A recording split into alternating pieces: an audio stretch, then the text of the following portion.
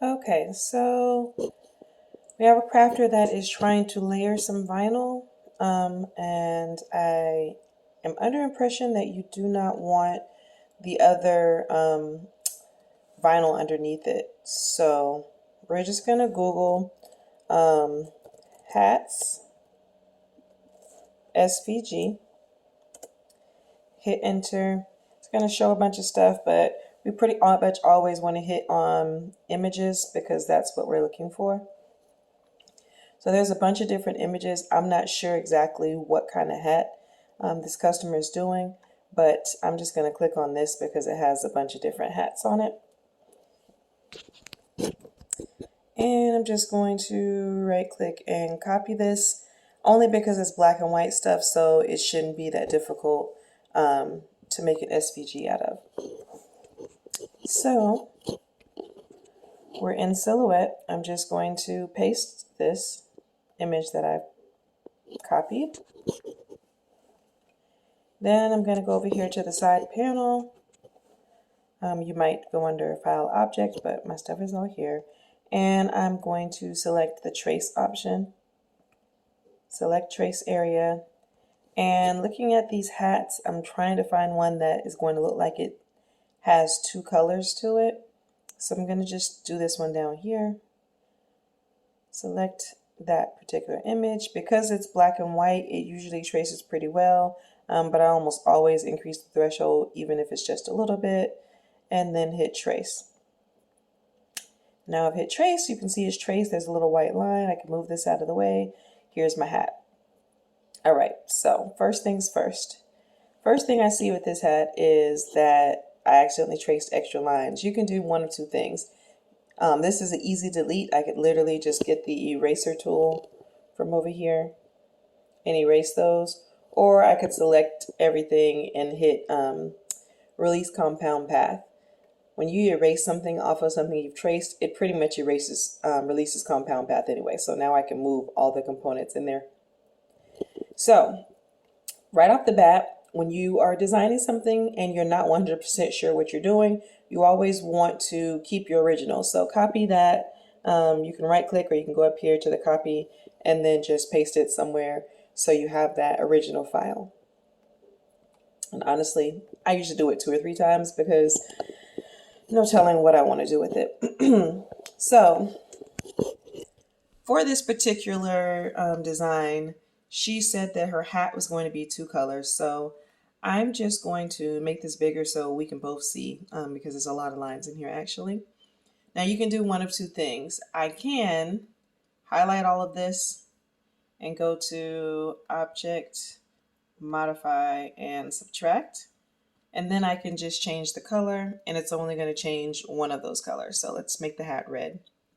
And now it's red, and whatever color shirt this is going on, it's going to be that color. So I'm going to make a square just so you can see. If I make this square and then make it say black, send it to the back.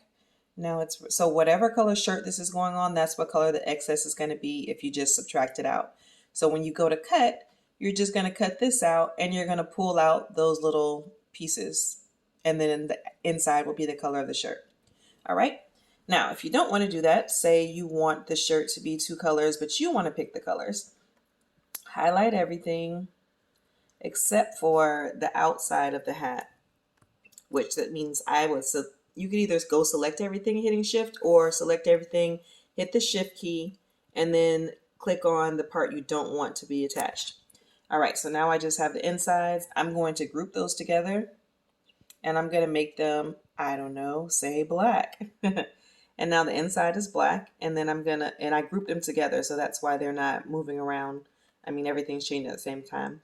And then I'll select the other piece and change it to whatever color I want, say red. And now it's 2 colors. And if I were to cut this, I would cut this part first. And then I would cut this. I would press this part onto the shirt. And then I would cut this part and I would just set it on the wherever I line it up at on the shirt. The best way to layer is to have a base like this red and then cut the other pieces out and lay it on top. You can cut this whole thing at one time and then lay it directly on top of this hat, and it'll still give that same look.